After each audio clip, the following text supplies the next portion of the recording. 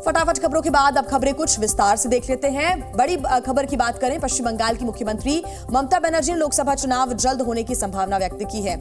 उन्होंने बीजेपी दिसंबर में ही चुनाव करा सकती है, ऐसा कहा है।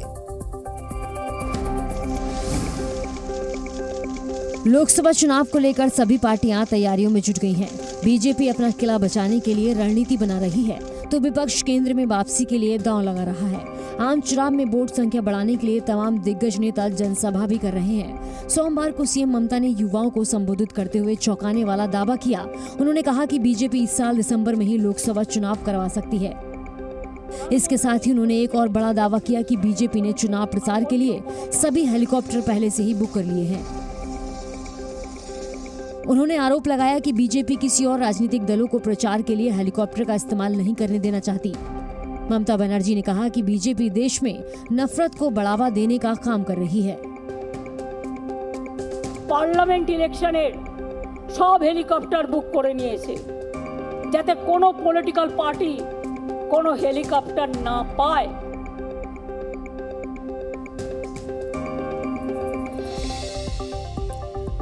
तो देखिए 31 अगस्त और 1 सितंबर को मुंबई में विपक्षी दल जुट रहे हैं और यहां इंडिया गठबंधन की तीसरी बैठक भी होगी और इस गठबंधन के लिए ये बैठक बेहद ही महत्वपूर्ण मानी जा रही है। इस बैठक में कई ऐसे फैसले भी लिए जा सकते हैं जो इसका भविष्य तय करेंगे। INDIA गठबंधन की 31 अगस्त से तीसरी बैठक होनी है। 1 सितंबर तक चलने वाली ये बैठक मुंबई में होगी। बैठक का एजेंडा लगभग तय हो गया है। इस बैठक में इंडिया गठबंधन के चेयरमैन के नाम पर चर्चा होगी। सूत्रों के अनुसार इस एजेंडे में गठबंधन का एक झंडा तय करना शामिल है। राष्ट्रीय झंडे से मिलता जुलता होगा झंडे में एक अलग सा चिन्ह होगा। झंडा गठबंधन के प्रचार में इस्तेमाल होगा, बैठक और संयुक्त रैलियों में इस्तेमाल होगा। सूत्रों से एक और बड़ी खबर सामने आई है। मुंबई की बैठक के बाद सितंबर से देश भर में गठबंधन की साझा रैलियां शुरू हो जाएंगी, जिसमें 6-7 प्रमुख नेता और विपक्ष के सीएम शामिल होंगे। रैली और अन्य मौकों पर गठबंधन के नेता पीएम मोदी पर व्यक्तिगत हमले नहीं करेंगे। मुंबई की बैठक में प्रस्ताव पेश किया जाएगा कि गठबंधन का एक चेयरमैन हो, एक चीफ कोऑर्डिनेटर हो और 4-5 क्षेत्रीय कोऑर्डिनेटर बनाए जाएं।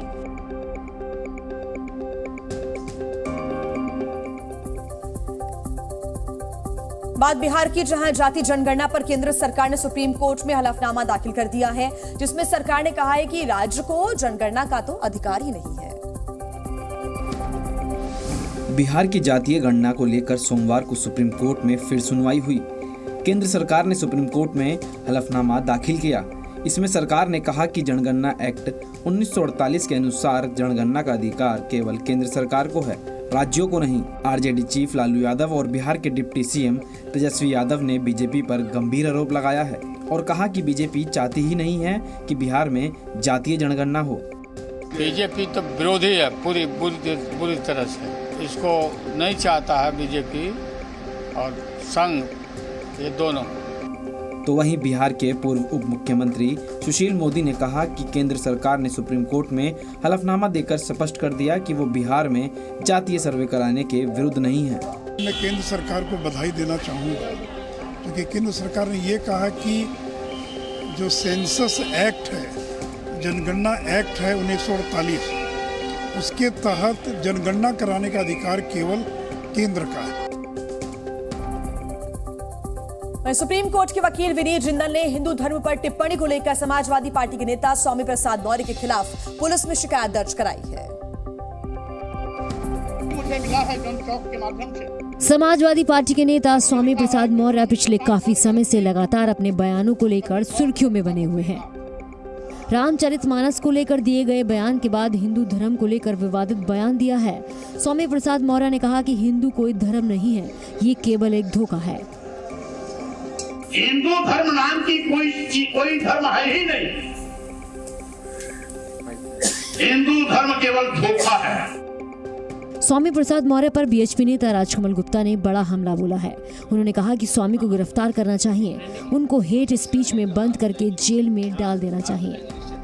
मैं तो उत्तर प्रदेश सरकार, भारत सरकार सबसे मांग करता हूँ, निवेदन करता हूँ, इनकी जांच करानी चाहिए, इनको गिरफ्तार करना चाहिए और इनको हेट स्पीच के अंदर बंद करके जेल में डाल देना चाहिए, ताकि कोई और आदमी ऐसे हिंदू समाज के विक्टिम की बात ना कर सके, ऐसे हेट स्पीचेस ना दे सके।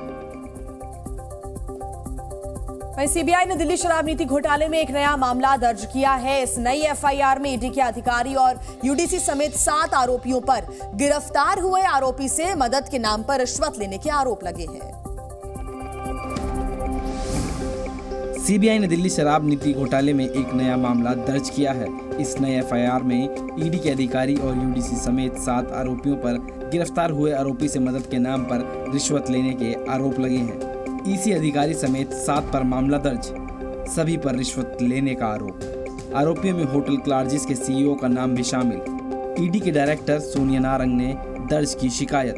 सोनिया नारंग ने सीबीआई को दी शिकायत में बताया कि उन्हें इस बात की जानकारी मिली थी कि कुछ लोग दिल्ली शराब नीति घोटाले में शामिल लोगों की मदद के नाम पर पैसा ले रहे हैं। इसी के बाद ईडी ने दिल्ली में जुलाई में छापेमारी की। 4 से 5 जुलाई तक आरोपियों के ठिकानों पर छापेमारी। प्रवीण वत्स के घर से 2.14 करोड़ कैश और ज्वेलरी बरामद कैश रिश्वत के तौर पर ली गई रकम का हिस्सा। छापेमारी के बाद आरोपियों से हुई पूछताछ। छापेमारी में पता चला कि पैसा आरोपी अमन ढाल से लिया गया था। वहीं देखिए, चंद्रयान 3 मिशन की सफलता के बाद अब इंडियन स्पेस रिसर्च ऑर्गेनाइजेशन यानी कि इसरो अगले महीने की शुरुआत में सूर्य मिशन की तैयारी में है और इसके लिए तैयारियां पूरी भी कर ली गई हैं।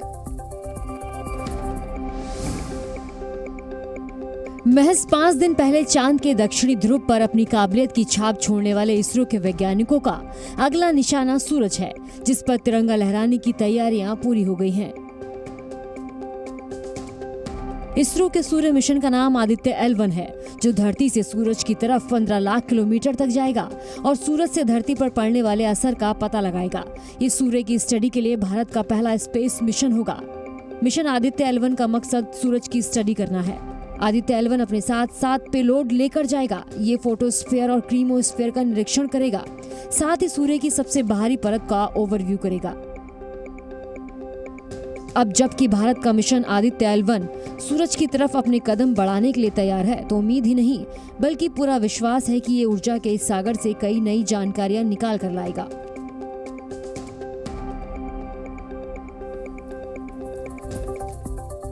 तो एक तरफ तो इसरो के वैज्ञानिक सूरज पर स्पेसक्राफ्ट भेजने की तैयारी कर रहे हैं, तो वहीं दूसरी तरफ चांद पर पहुंचा चंद्रयान 3 का लैंडर और रोवर हर गुजरते दिन के साथ कामयाबी की नई इबारत लिख रहा है। धरती से लाखों किलोमीटर दूर चांद से नई तस्वीरें सामने आई हैं। ये तस्वीरें चंद्रयान के रोवर प्रज्ञान के ज्ञान की तस्दीक करती हैं। हल्के अंधेरे में दिखती इन धुंधली तस्वीरों में रोवर प्रज्ञान चांद की सतह पर चहलकदमी करता हुआ नजर आ रहा है। तभी रोवर प्रज्ञान के सामने एक क्रेटर यानी गड्ढा आ जाता है।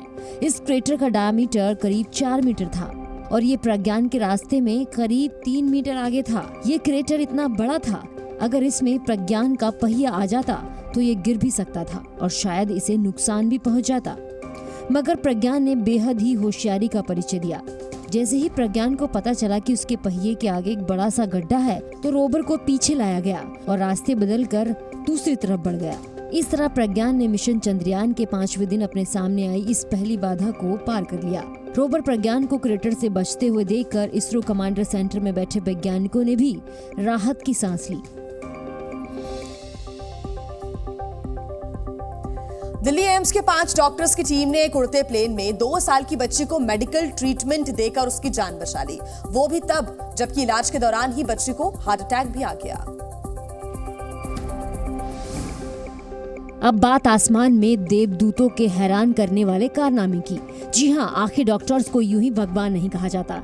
ये बात एक बार फिर साबित हो गई है जब दिल्ली एम्स के 5 डॉक्टर की टीम ने एक उड़ते प्लेन में 2 साल की बच्ची को मेडिकल ट्रीटमेंट देकर उसकी जान बचाई, जबकि तब जब बच्ची को इलाज के दौरान ही हार्ट अटैक आ गया।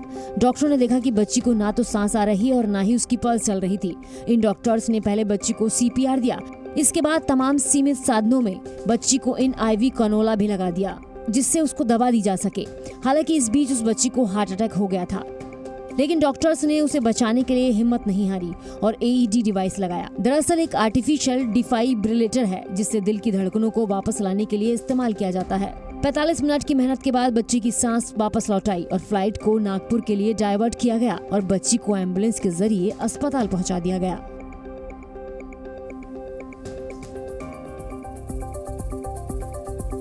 और आइए अब बात कर लेते हैं मणिपुर की, जहां आज से विधानसभा सत्र शुरू होने जा रहा है। लेकिन सत्र के शुरू होने से पहले ही बिष्णुपुर और चुराचांदपुर के बीच बफर जोन के पास फिर से गोलीबारी की आवाजें सुनाई दी है।